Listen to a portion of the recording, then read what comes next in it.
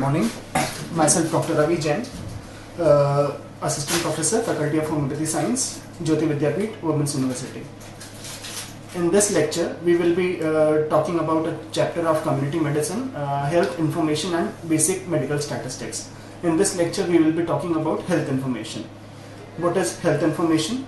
How the information related to the health of the individuals are collected from the different sources about which we will be talking in this lecture.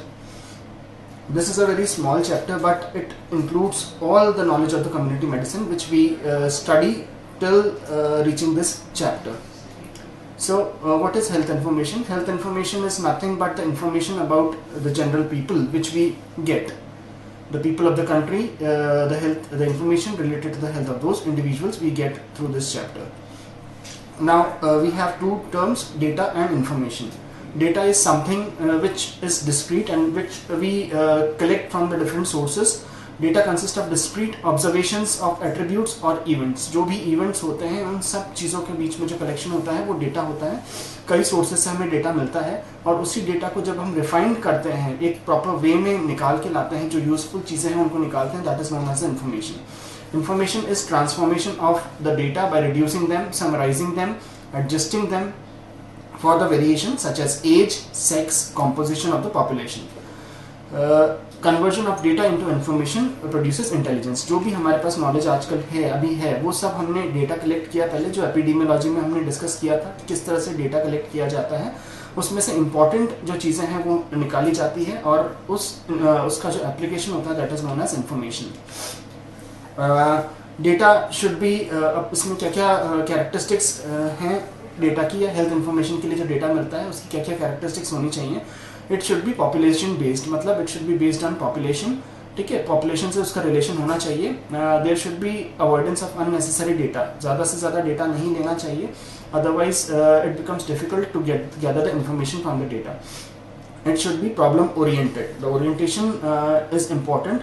The data should be oriented on the basis of the problem. जो हमारे पास problem है उसी के ऊपर वो based होना चाहिए. It should employ functional and operational terms. इसमें functional और operational terms आने चाहिए, जैसे कि illness होती है किसी भी individual की, lab test होना चाहिए, treatment के बारे में इसमें बताया जाना चाहिए. Brief, it should be brief and imaginative. छोटा होना चाहिए, ऐसा नहीं कि पेजेस के पेजेस भरे हुए हैं जिसे पढ़ना बहुत मुश्किल हो जाता है. ब्रीफ होना चाहिए और इमेजिनेटिव होना चाहिए. इमेजिनेटिव इस सोर्स में जिसे देख के ही आप पता लगा सकें, इंटरेस्टिंग बना सकें, जैसे कि टेबल्स बनाना, चार्ट्स बनाना, ये सब चीज़ें इसमें आती हैं. There is a provision of feedback. एक फीडबैक का प्रोविजन होना चाहिए ताकि जो भी डेटा हमारे पास में आता है उसको हम लोग एक फीडबैक देके इम्प्रूव कर सकें. Now what are the components of health information system? कौन कौन से कंपोनेंट्स हैं जहाँ से हमें हेल्थ इन्फॉर्मेशन मिलती है? It is based on demography and vital events. जो भी डेमोग्राफी है जिसमें कि हम लोग study of population and distribution of population पढ़ते हैं, वहाँ से हमें हेल्थ इन्फॉर्मेशन के बारे में पता चलता है. एनवायरमेंटल एंड हेल्थ स्टैटिस्टिक्स, जिसमें कि हम लोग environmental factors, air, water, soil, इन सब चीज़ों के बारे में पता करके और उनका हेल्थ के ऊपर क्या इफेक्ट है उसको हम पता लगा सकते हैं. हेल्थ स्टेटस में हमारे पास में आती है मॉर्बिडिटी डेटा, जिसमें डिजीज डेटा आता है, मोर्टेलिटी डेटा आता है जिसमें कि डेथ डेटा आता है, disability and quality of life. ये सब आपको health status of an individual बताते हैं. हेल्थ रिसोर्सेज, जो भी रिसोर्सेज हमारे पास में अवेलेबल हैं, what are the different health resources that are available, जिसमें कि फैसिलिटीज आती है, कौन कौन सी फैसिलिटी लोगों के लिए है, बेड्स, नंबर ऑफ बेड्स, कितने लोगों के पास में बेड अवेलेबल है, मैन पावर कितनी हमारे पास है, कितने लोग हैं जो उस काम को करने के लिए केपेबल हैं, कितने डॉक्टर्स हैं, कितनी नर्सेज हैं, कितना हमारे पास में पैरामेडिकल स्टाफ है, ये सब चीज़ें मिला के मैन पावर आता है. Utilisation and non utilisation of health services, इसमें क्या होता है, जो भी फैसिलिटीज हमारे पास अवेलेबल हैं उन सबका कितना यूटिलाइजेशन हो रहा है ये आता है.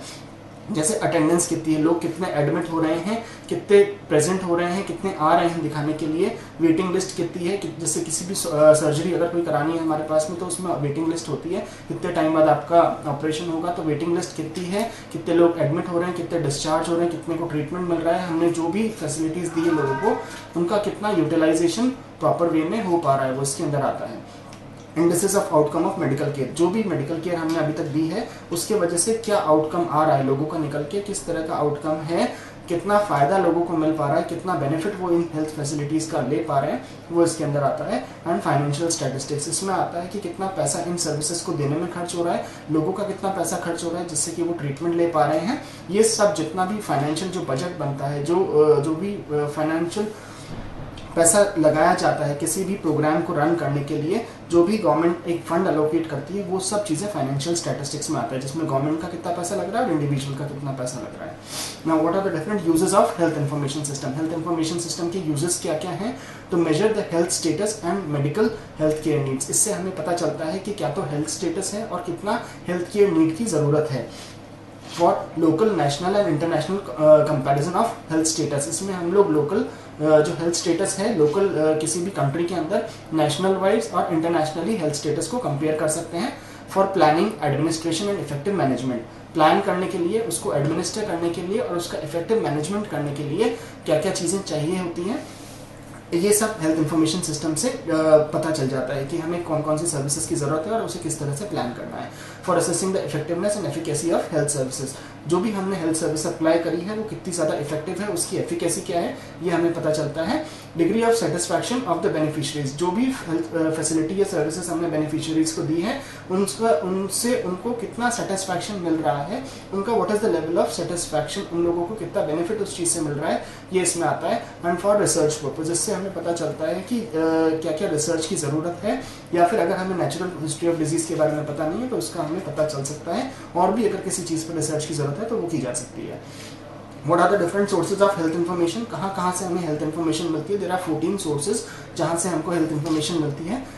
First of all, we will be enumerating them and then we will be discussing one by one in very brief. Census है, रजिस्ट्रेशन ऑफ वाइटल इवेंट्स है, सैंपल रजिस्ट्रेशन सिस्टम है, notification of diseases, hospital records, the disease registers, record linkage, epidemiological surveillance, other health records, environmental health data है, health manpower statistics, population surveys, other routine statistical related to health and non-quantifiable information.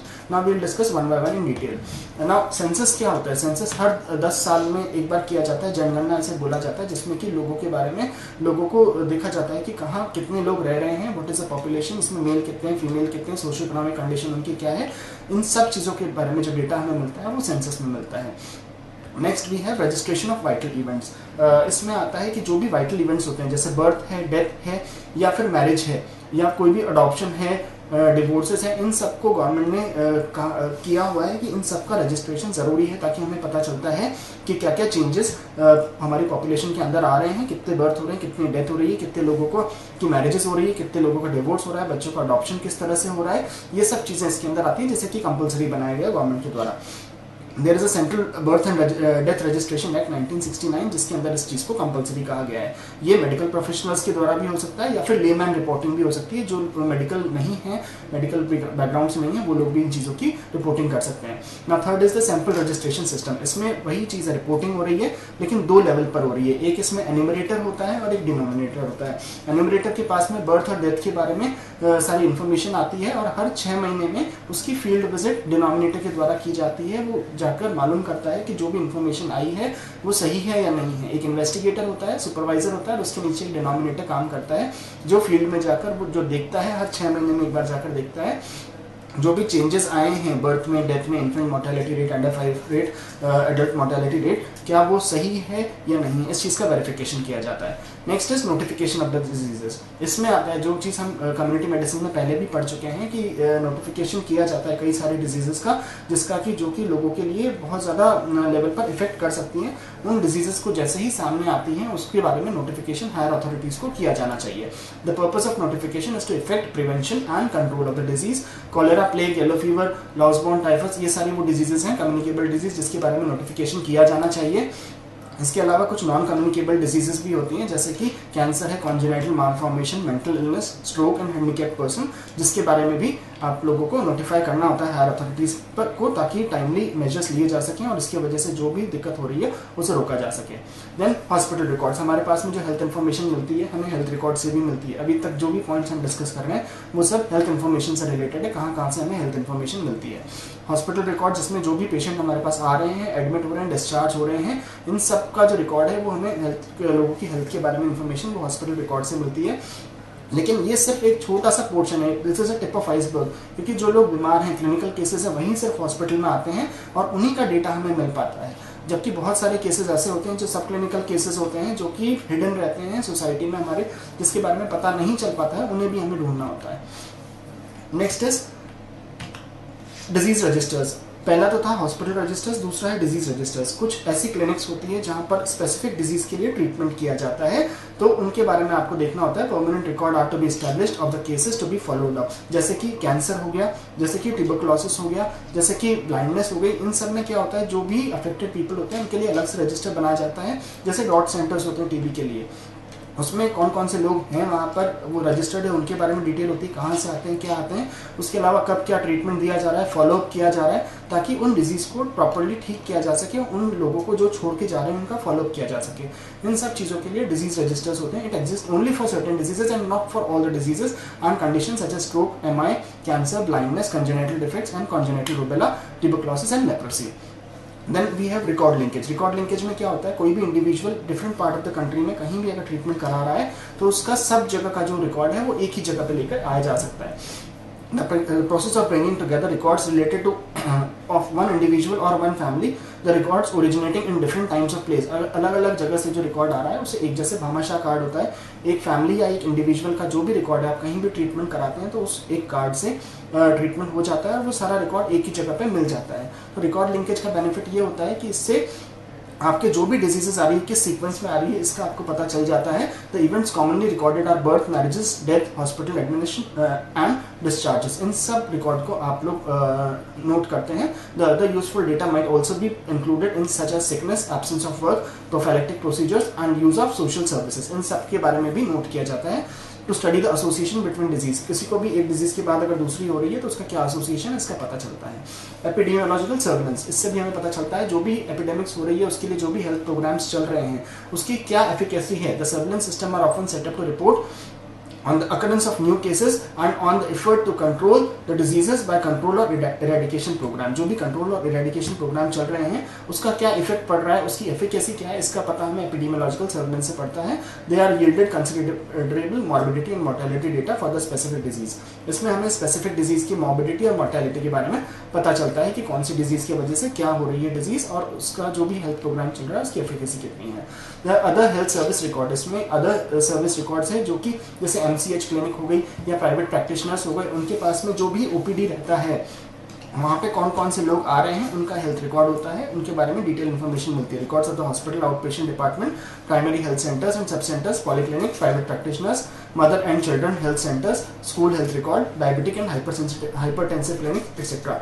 It relates only to certain segment of the general population. सिर्फ एक छोटे से portion को ही relate करती है, पूरी population को रिप्रेजेंट नहीं करता है। एनवायरमेंटल हेल्थ डेटा, इसमें जो भी एनवायरमेंट हमारे पास में है उसके हेल्थ डेटा को रिप्रेजेंट करता है। Data of the various aspect of air, water, noise pollution, harmful food additives, industrial toxicants, inadequate waste disposal. जो भी एनवायरमेंट से रिलेटेड चीजें हैं उसका हेल्थ पर क्या इफेक्ट पड़ता है उनके बारे में नोट किया जाता है। Then we have health manpower statistics. जैसे कि हमने पहले भी बात की थी, मैन पावर में जो भी इंडिविजुअल जो हेल्थ सर्विस प्रोवाइड करा रहे हैं, जैसे कि नंबर ऑफ फिजिशियंस हैं, कहाँ हैं, कितने नंबर हैं, डेंटिस्ट कितने हैं, वेटरनियर्स कितने हैं, फार्मासिस्ट कितने हैं जो दवा दे रहे हैं, नर्सेस कितनी हैं, हॉस्पिटल्स कितना है, इन सब का रिकॉर्ड जो भी काउंसिल्स होती है, रेस्पेक्टिव काउंसिल्स, वहाँ पर मेंटेन करके रखा जाता है ताकि हमें पता चल सके कितने लोग, कितनी मैन पावर हमारे पास अवेलेबल है और क्या फैसिलिटीज वो देते हैं। नेक्स्ट इज पॉपुलेशन सर्वे। इसमें पॉपुलेशन में जाके सर्वे किया जाता है। कई तरह के होते हैं जिससे कि सर्वे किया जा सकता है। हेल्थ इंटरव्यू लिया जा सकता है जिसमें फेस टू फेस इंटरव्यू होता है। हेल्थ एग्जामिनेशन हो सकता है। हेल्थ रिकॉर्ड से, पेशेंट से नहीं पूछ के सिर्फ उनके रिकॉर्ड देख के सर्वे किया जा सकता है, या फिर उनको क्वेश्चंस भेजकर, मेल करके उनके हेल्थ स्टेटस या हेल्थ इन्फॉर्मेशन के बारे में मालूम किया जा सकता है। Then last is we have non quantifiable information. ऐसी इन्फॉर्मेशन जिसको कि क्वांटिफाई नहीं किया जा सकता, नंबर के बेसिस पे नहीं बताया जा सकता, लेकिन बहुत ज्यादा इंपॉर्टेंट होती है हेल्थ इन्फॉर्मेशन के अंदर। जैसे कि information about the health policies, government की क्या क्या हेल्थ पॉलिसीज है जिसका लोगों को बेनिफिट मिलता है, उसके बारे में हमें पता चलता है। हेल्थ लेजिस्लेशन, क्या क्या लॉज बने हुए हैं हेल्थ से रिलेटेड। पब्लिक एटीट्यूड, लोगों का क्या एटीट्यूड है उन सब चीजों के प्रति। प्रोग्राम कॉस्ट, क्या कॉस्टिंग आती है किसी भी प्रोग्राम की, वो। And procedures and technology, what are the different procedures that are usually conducted and what is the technology that we are having. इन सब चीजों के बारे में जो इन्फॉर्मेशन होती है, इसका हेल्थ इफेक्ट पर बहुत ज्यादा इफेक्ट पड़ता है, बट इसको आप नंबर से कैलकुलेट नहीं कर सकते हो। So this is known as non quantifiable information. तो इसी के साथ में हेल्थ इन्फॉर्मेशन सिस्टम खत्म होता है। In the next lecture we will be talking about the next part of that is the statistics.